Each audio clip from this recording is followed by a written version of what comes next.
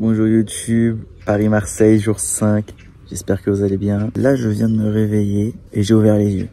Littéralement, je viens de me réveiller tout de suite. Alors, nous sommes dans un petit village. Regardez-moi ça. Autour de moi, voilà, juste derrière moi, il y a un abribus. Du coup, là, il est quoi, il est de 10 h à peu près. On va ranger la tente, on va s'occuper de tout ça. Et après, on va partir marcher. Hein. Sachant que d'ici 2 jours, enfin aujourd'hui et demain, il y a moyen qu'on arrive, qu'on dépasse Auxerre.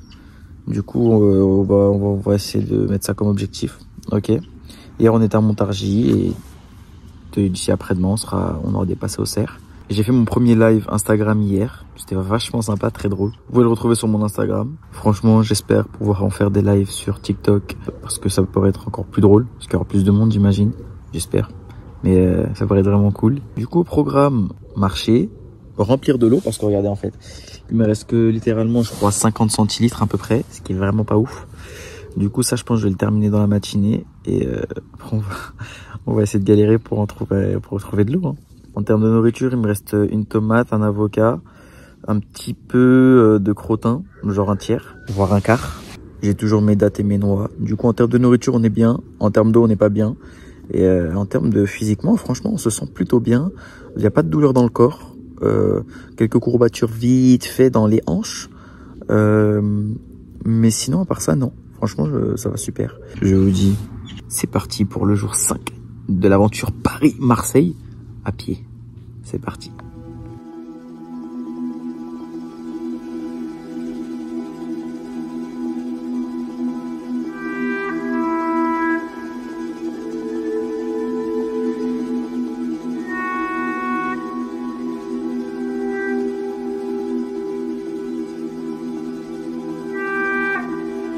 Les amis, grande joie. Je me trouve devant un amphithéâtre gallo-romain du 2e siècle après Jésus-Christ. C'est-à-dire, ça fait depuis 1800 ans qu'il existe ce machin-là. Je sais pas si on peut voir, regardez. Là, on a les coulisses, l'estrade et on a la scène. Je vais vous montrer de plus près, je vais vous filmer de belles images.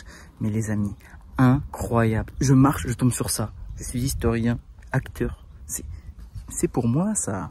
Franchement, du coup, let's go. Je viens de déposer mes affaires, mais je vais le reprendre parce qu'il y a un camion qui est venu pour me les piquer. Mais il pensait que c'était abandonné. Heureusement, il a klaxonné, sinon j'aurais plus de sac et je serais vraiment dans la mise. Bon, du coup, on va visiter cet amphithéâtre. C'est parti. Du coup, les amis, j'ai pu regarder ce qu'il y avait dans la petite poche là-bas. La petite entrée, en fait, il y avait juste une pièce avec rien dedans. Je peux mentir, il n'y avait rien d'intéressant à regarder. Pour la petite histoire, les amis, un amphithéâtre à l'époque romaine, du coup gallo-romaine, 2e siècle après Jésus-Christ, c'était ce qui servait d'activité pour la population et qui était organisé par ceux qui avaient de l'argent. D'accord? C'était considéré comme une sorte de cadeau, de gentillesse de la part des personnes avec des moyens, on va dire, pour faire plus simplement, à la population. Ça permet de garder à la fois la paix civile entre les populations, entre l'exploitant et l'exploité, et de bonnes relations sociales, d'accord? Puisque ceux qui étaient au pouvoir, c'est ceux qui en avaient les moyens. Et pour garder sous contrôle les paysans, principalement, parce que c'était quand même 99% de la population, du coup, ils offraient des jeux dans des arènes, voilà, des combats, des spectacles, des théâtres, principalement, et tout simplement. Et en général, ça coûtait des grands moyens quand même de fabriquer ce genre de choses-là. En plus, nous sommes dans le Loiret. Du coup, pour vous montrer comme quoi les Romains sont venus jusqu'ici en fait. Même la culture romaine s'est propagée jusqu'ici. Ah oui, j'ai oublié de préciser aussi quand ça fait la forme d'un cercle et que tous les spectateurs peuvent s'installer autour, comme le Colisée à Rome, ça s'appelle du coup un colisée et pas un amphithéâtre. D'accord? Un amphithéâtre, c'est un demi-cercle pour observer le spectacle, les gradins tout simplement. C'est un demi-cercle.